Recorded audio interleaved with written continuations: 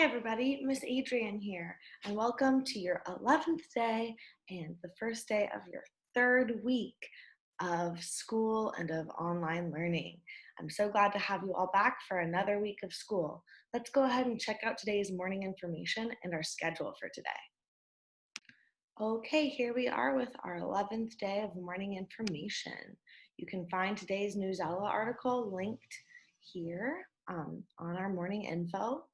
We'll do the same reading groups we've been doing for a while now. Girls will be reading with Mr. Aaron and Miss Bianca using their switches to participate.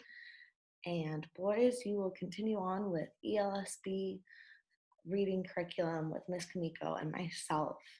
When we look at the schedule for today, we know that we'll meet for whole group at 9:30 and have small groups from 10 to 10:20. We'll take a brain break. Everybody can work on PT or speech or OT on their own from 10:30 to 11. Then everybody should take a nice break and get some lunch from 11 to 11:30. If you have a one-to-one, you'll know to come meet me from 11:30 to 11:45. And we'll end the day today with a mystery science lesson for our science whole group instruction. I will continue to post homework, so be sure to check it out there. And be sure to remember to come back for our end of the day instruction. Let's go ahead and get to today's news article. Okay, here we go. Today's article has to do with the arts. The title of the article is Baltimore Home Once Owned by Frederick Douglass Now Houses a History Lesson. Here's a picture of Frederick Douglass, and this is a house that he used to live in. So it says, the front exterior of the Frederick Douglass house in Baltimore, Maryland, where owner Greg Morton rents out on sites such as Airbnb. Who here has ever stayed in an Airbnb before? I have. It's kind of cool being able to stay in different kinds of homes when you travel. Let's go ahead and find out more about Frederick Douglass and why this house is so important. Greg Morton wanted to move to Baltimore, Maryland in 2015. Morton is from Baltimore. He was living in New Jersey at the time, though. He wanted to build a community for Black people living there. Morton ended up buying a home in Baltimore that year. The home now celebrates the city, Black culture, and one of its previous owners, Frederick Douglass. Douglass is an important figure in U.S. history. He worked to end slavery. He was also the first Black citizen to hold an important position in the U.S. government. House preserves Black history in Baltimore. Morton bought the house in 2015. It was one of 5 houses built by Douglass on that street. The house has become a tourist stop. It preserves Black history in Baltimore. Morton spent a year fixing up the house. He has decorated it with artwork that relates to Douglass's life. There are artifacts from Black culture. There are also works from African American artists.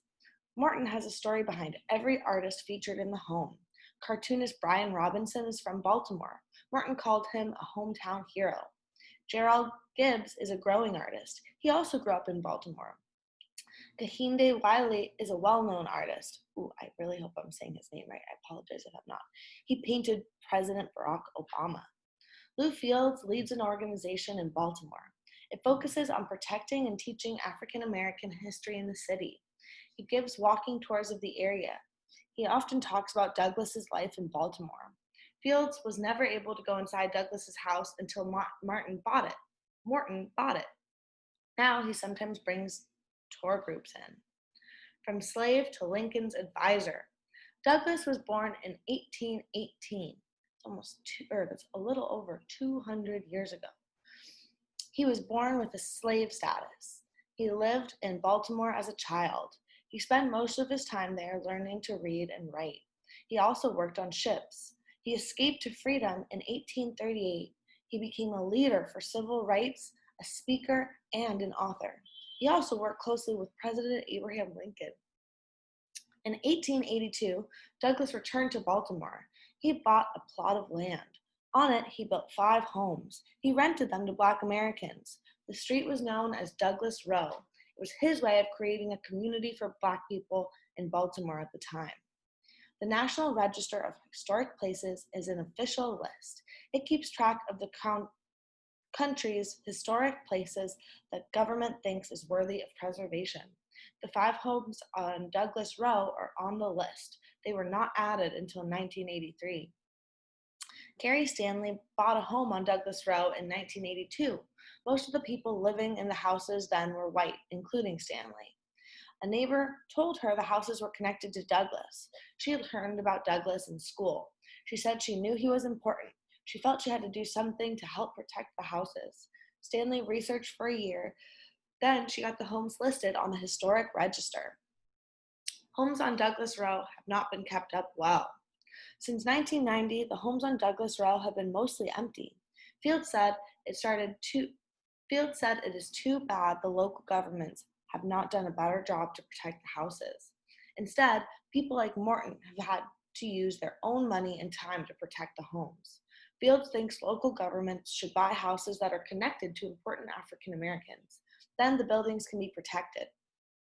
He said they should also be turned into tourist destinations. That way, everyone can visit them and learn about their histories. Dale Green teaches at a university. He worked with an organization in Maryland. It documents and protects Maryland's African American history. He said in Baltimore, the physical evidence of African Americans, their contributions, and their history is largely vanishing or misunderstood. Many people don't know that Douglas Row exists, said Green. He praises Morton for keeping Douglas's history alive. Wow, this is my first time learning about Douglas Row as well. So I hope that you guys took something new away from this article. If you'd like to learn more about important Black artists, please feel free to look up any of the names that were mentioned in this article. And feel free to leave a comment if you learn something new, because I'm sure we'd all love to learn with you. Okay, thanks for listening, and I'll see you all for our first meeting at 9:30 this morning. Okay, bye-bye.